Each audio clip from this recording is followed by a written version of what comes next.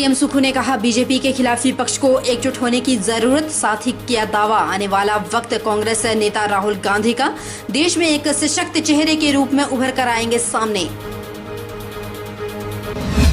राहुल गांधी के समर्थन में सड़कों पर उतरी युवा कांग्रेस, नाहन में फूंका प्रधानमंत्री का पुतला। प्रताड़ित किए जा रहे राहुल गांधी, सत्य परेशान किया जा सकता है लेकिन पराजित नहीं। साथ ही किया दावा, राहुल गांधी की लोकप्रियता से घबराई है केंद्र सरकार। 4 लेन के लिए कटेंगे धर्मशाला वन मंडल के 3000 पेड़। सिहणु से राजौल पैकेज में सबसे अधिक 2400 पेड़ आए जद में। थानपुरी से परौर पैकेज में सबसे अधिक 8 हेक्टेयर आया एरिया। और शक्तिपीठ ज्वालामुखी और नैना देवी में चौथे नवरात्र हुई माता कुष्मांडा की पूजा अर्चना। बारिश में भीगते हुए पहुंचे श्रद्धालु छाता, रेनकोट, कंबल ओढ़कर माता के दरबार में पहुंचे, लेकिन कम नहीं हुआ उत्साह। नमस्कार, आप देख रहे हैं HP 24/7। मैं हूं आपके साथ परी शर्मा और शुरुआत करते हैं सूबे के मुखिया से। हिमाचल प्रदेश के मुख्यमंत्री सुखविंदर सिंह सुक्खू ने कहा कि बीजेपी को रोकने के लिए विपक्ष को एक मंच पर आने की जरूरत है। मुख्यमंत्री सुखविंदर सिंह सुक्खू ने शिमला में मीडिया से बातचीत के दौरान कहा कि अब वह समय आ गया है जब भारतीय जनता पार्टी की लोकतंत्र विरोधी नीतियों को रोकने के लिए सभी विपक्षी दलों को एक विचार के साथ चलना होगा। मुख्यमंत्री सुखविंदर सिंह सुक्खू ने कहा कि केंद्र सरकार राहुल गांधी की भारत जोड़ो यात्रा से बुरी तरह से डर गई है। उन्हें बेवजह परेशान किया जा रहा है। उनकी सदस्यता रद्द करने का कार्य किया गया। सीएम सुक्खू ने दावा किया है कि आने वाले वक्त में कांग्रेस नेता राहुल गांधी का है और वह देश में एक सशक्त चेहरे के रूप में सामने आएंगे। मुख्यमंत्री ने कहा कि विपक्ष को अब एक मंच पर आकर बीजेपी की नीतियों के खिलाफ लड़ना चाहिए। देखिए, राहुल गांधी जी लोकतंत्र की आवाज है, वो वॉइस ऑफ डेमोक्रेसी है। संसद में तो उनकी आवाज को बंद किया जा सकता है, हिंदुस्तान की जनता की अदालत में उनको बंद नहीं किया जा सकता। ये कैसा फैसला है जिसमें 24 घंटे में उनकी संसद सदस्यता रद्द कर दी गई। कांग्रेस पार्टी इसका विरोध करती है और कांग्रेस पार्टी आने वाले समय में इस पर एजिटेशन भी करेगी। हम ये पूछना चाहते हैं, कब तक इस लोकतंत्र की आवाज़ को आप दबाने की कोशिश करेंगे, जिसके साथ हजारों लोगों की आवाज़ हो।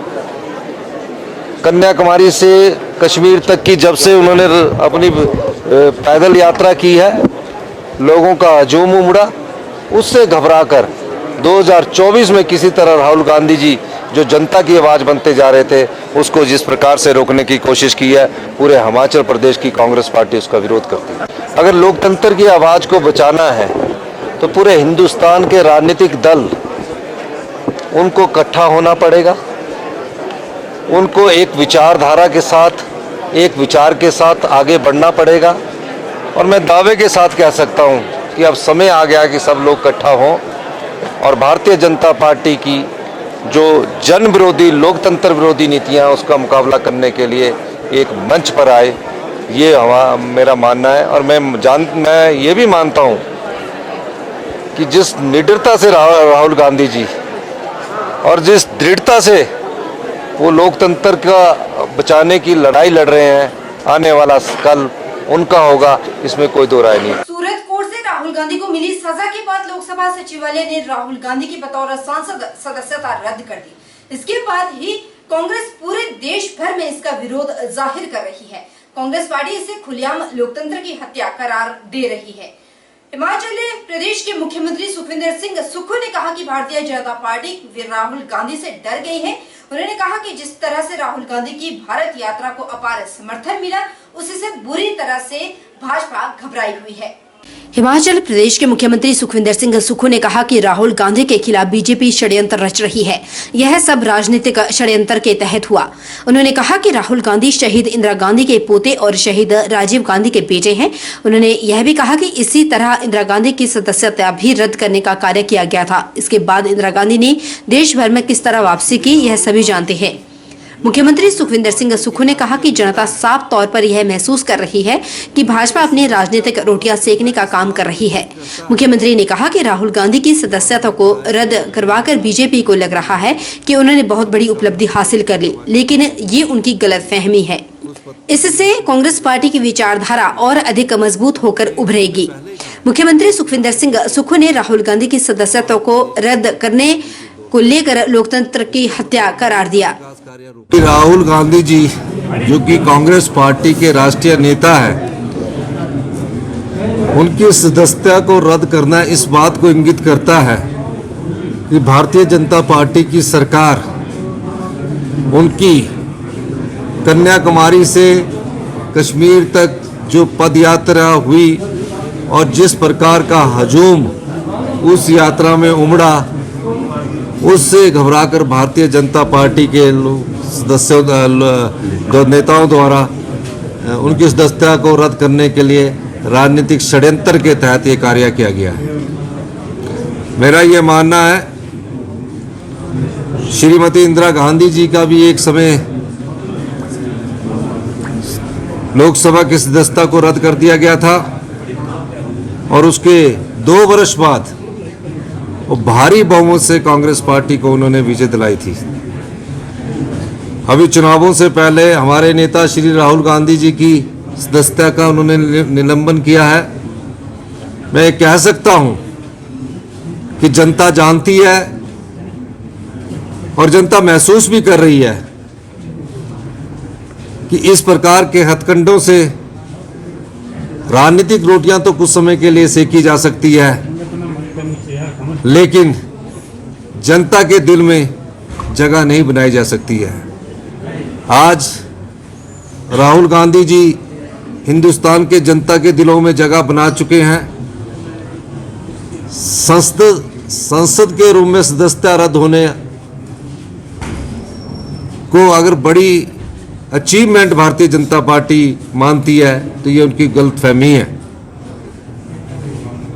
राहुल गांधी जी के लिए हिमाचल कांग्रेस, पूरा कांग्रेस पार्टी का विधायक दल उनके साथ खड़ा है।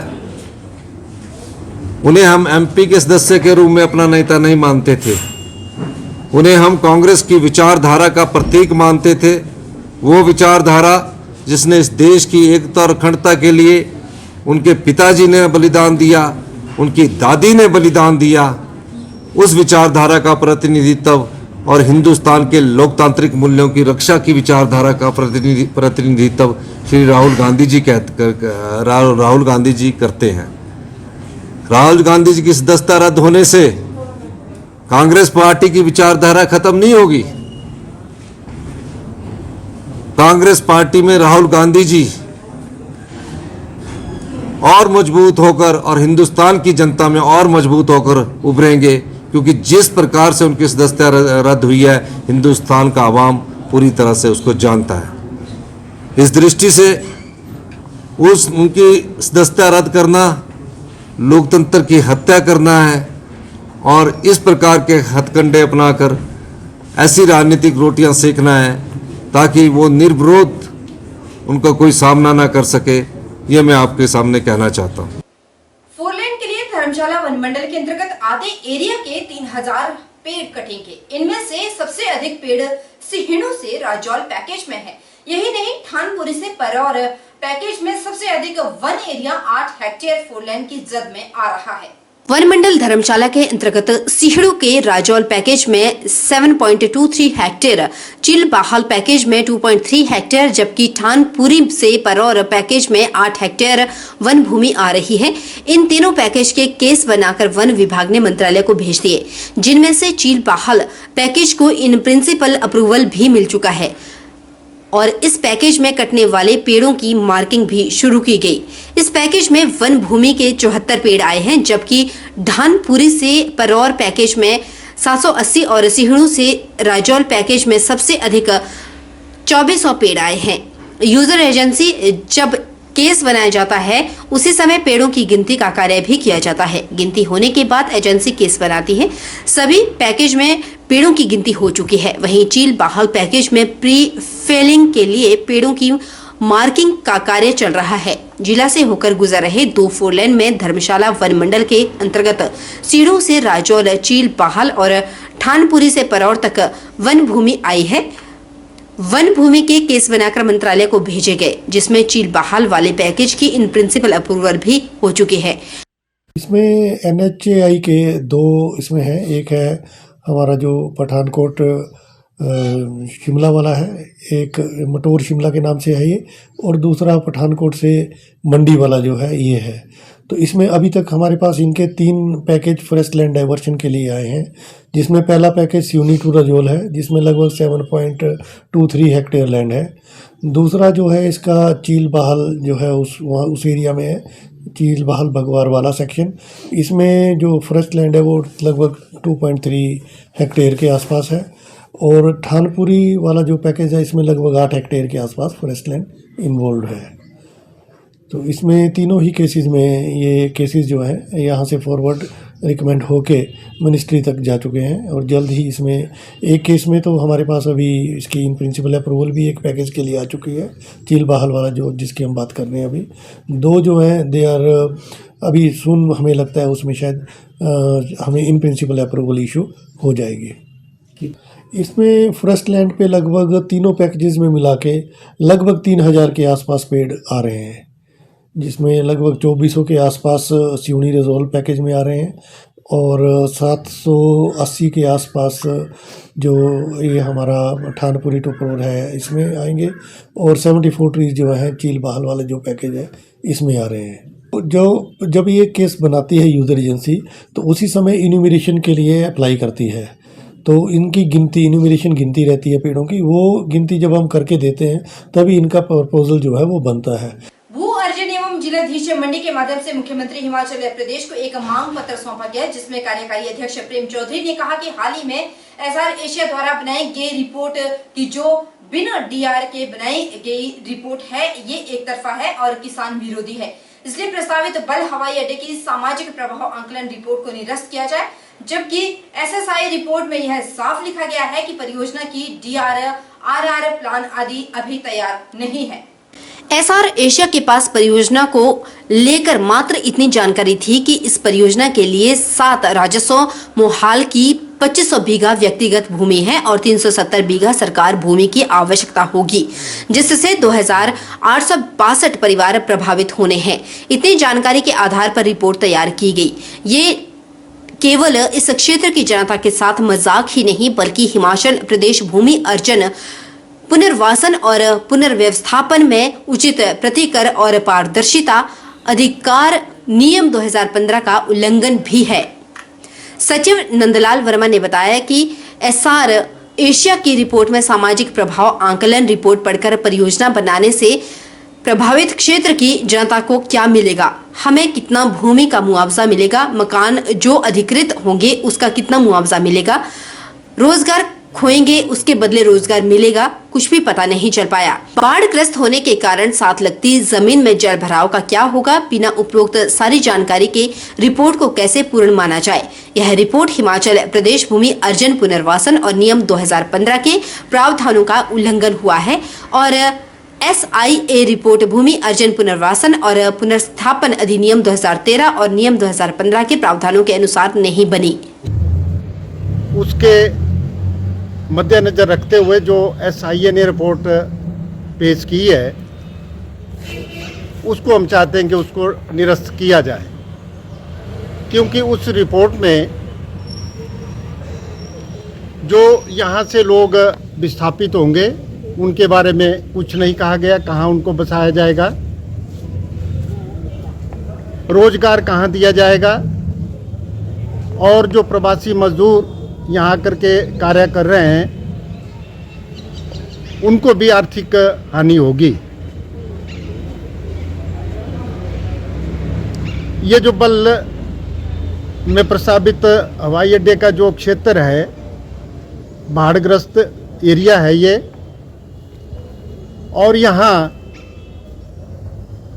1 बीघे से लगभग 2 से 3 लाख रुपया यहाँ का किसान कमा रहा है। अगर यहाँ हवाई अड्डा बनता है, यहाँ का जो नौजवान पढ़ा लिखा है वह रोजगार विहीन हो जाएगा।